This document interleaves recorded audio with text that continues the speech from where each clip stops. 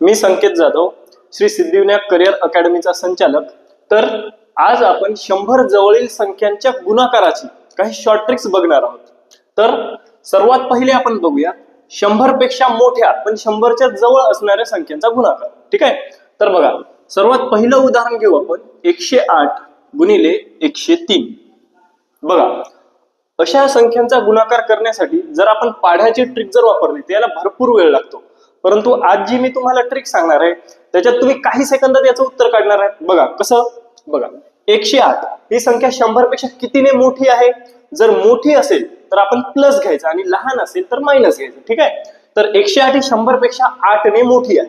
ठीक आहे, तर म्हणून आपण इथं लिहिणार +8 आणि 103 ही संख्या 100 पेक्षा 3 ने मोठी आहे म्हणून आपण इथं लिहिणार +3।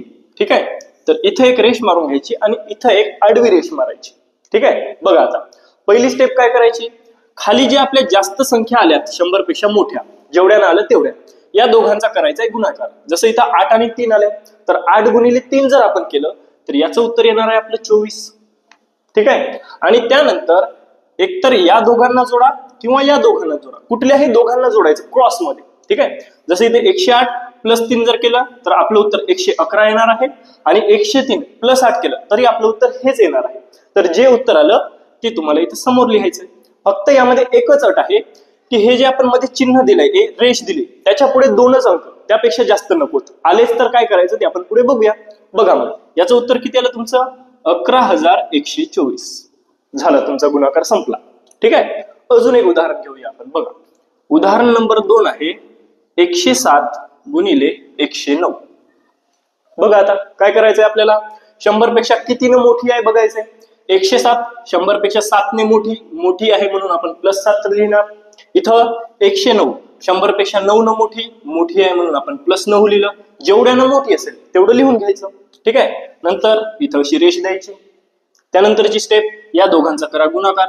7 गुणिले 9 जर तुम्ही केलं तर 7 9 होतात 63, ते इथं लिहून घ्या। पुढील स्टेप, एकतर या दोघांना जोडा किंवा या दोघांना जोडा, कुठल्याही दोन संख्यांना जोडायचं तुम्हाला क्रॉस मध्ये।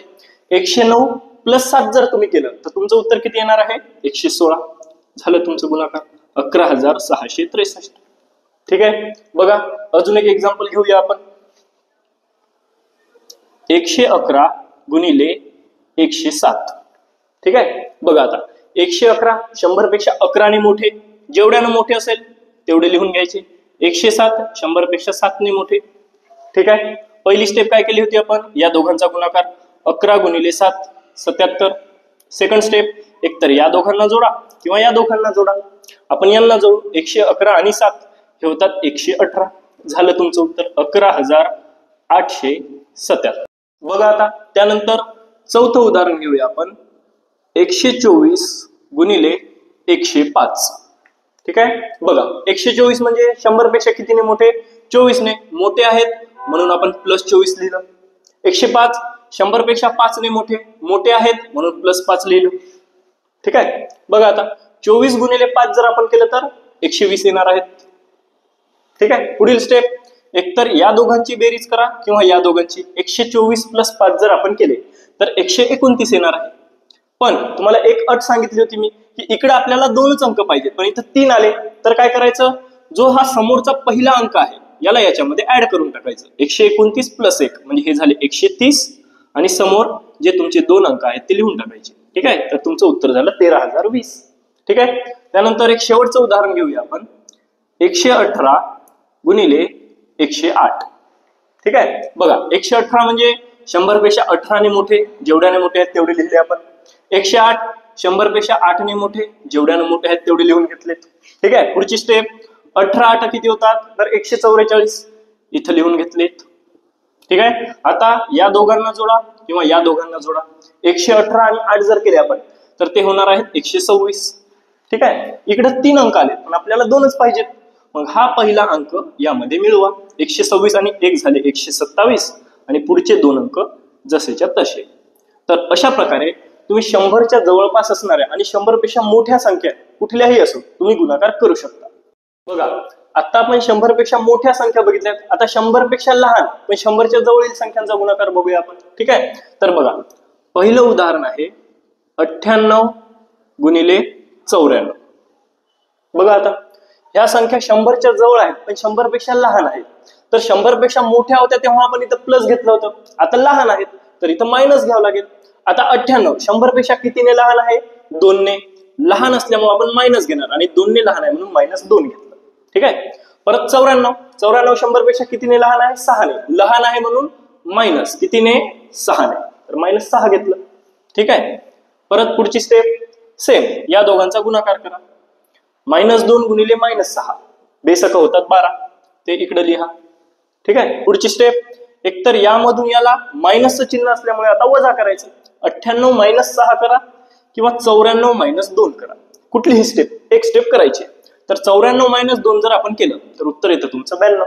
ठीक आहे. झालं उत्तर 9212. ठीक आहे. अजून एक एक्झाम्पल बघू. बघा सेकंड एक्झाम्पल, 28 गुणिले 92 घेऊत आपण. बघा 88 म्हणजे 100 पेक्षा 12 ने लहान, लहान आहे म्हणून -12 घेतले. 92 म्हणजे 100 पेक्षा 8 ने लहान, लहान आहेत म्हणून मायनस घेतला आपण. ठीक आहे. आता बघा 12 गुणिले 8 जर केलं तर 12 8 किती होतं? 96. ते इकडे लिहून घेतले आपण. पुढची स्टेप, एकतर या दोघांची वजाबाकी किंवा या दोघांची वजाबाकी करायची आहे. तर 88 मधून जर 8 गेले तर किती राहिले? 80. तर तुमचं उत्तर काय येणार आहे? 8096. ठीक आहे. तर एक शेवटचं उदाहरण घेऊया आपण 3 नंबरचं, 91 गुणिले 94. बघा आता 91 म्हणजे 100 पेक्षा किती लहान आहेत? 9 ने. लहान आहेत म्हणून आपण -9 घेतलं. 94 100 पेक्षा कितीने लहान आहेत? 6 ने. लहान आहेत म्हणून आपण -6 घेतलं. ठीक आहे. तर 9 गुणिले 6 जर केले तर किती होतात? 9 × 54 होतात. हे लिहिलं आपण इथं.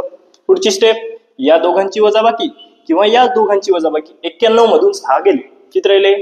85 राहिले. काय आलं तुमचं उत्तर? 8554. तर अशा प्रकारे 100 जवळील कुठल्याही संख्यांचा गुणाकार तुम्ही काही सेकंदात करणार आहात.